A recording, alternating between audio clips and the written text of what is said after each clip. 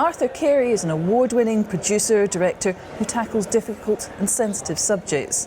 Most recently, he directed American Justice, a BBC Two documentary that followed the American justice system in the city of Jacksonville, the murder capital, I think, of Florida. It is, yeah. There you go. And he's also, of course, been working with Louis Theroux on his documentary about Jimmy Savile.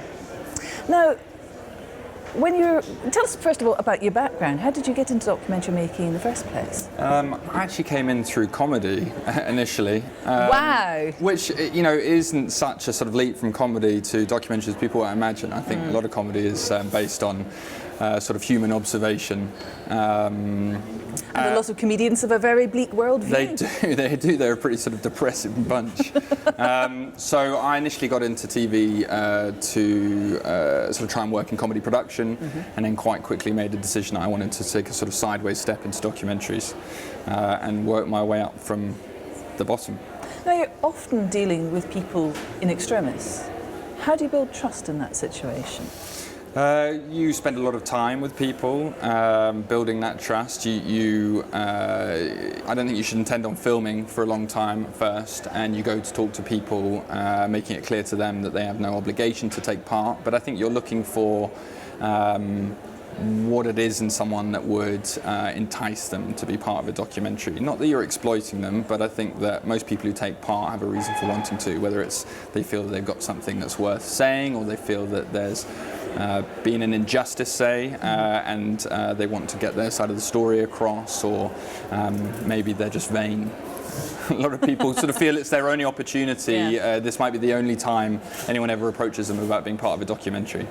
Is there a difference, do you think, between British subjects and American subjects? I mean, having done American Justice, do you find, for example, people are more forthcoming? Yeah, I think Americans are naturally a little more expressive, not more charismatic, but I think that they're performers in a different way.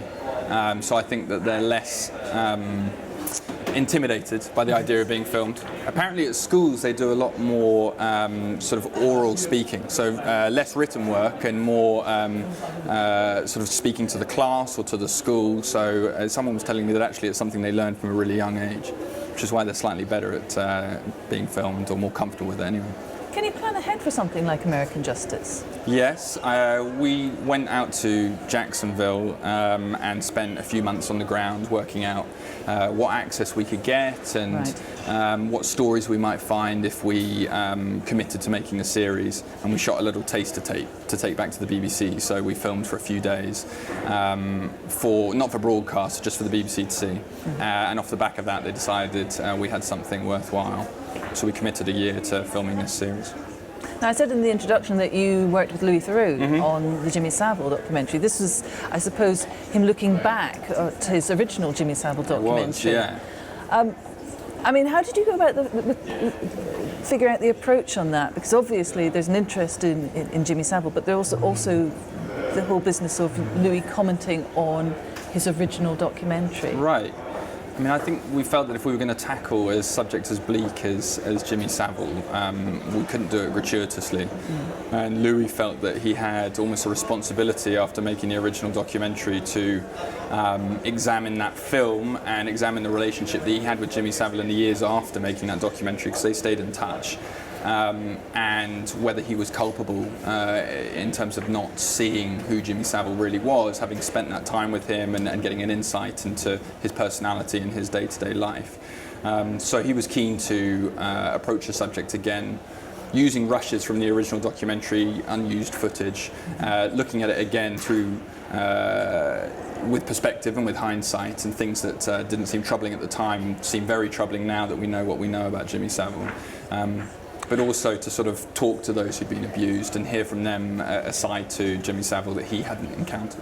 It must have been a theme that resonated with you. I mean, here we have a documentary, an experienced documentary maker, talking about how he feels he got it wrong the first time round. Yeah, I mean, I hope I haven't got it wrong. If I have, maybe I'll discover I have further down the line, like Louis did. But it was different to documentaries that I'd made in the past, and I was working with an established journalist and filmmaker.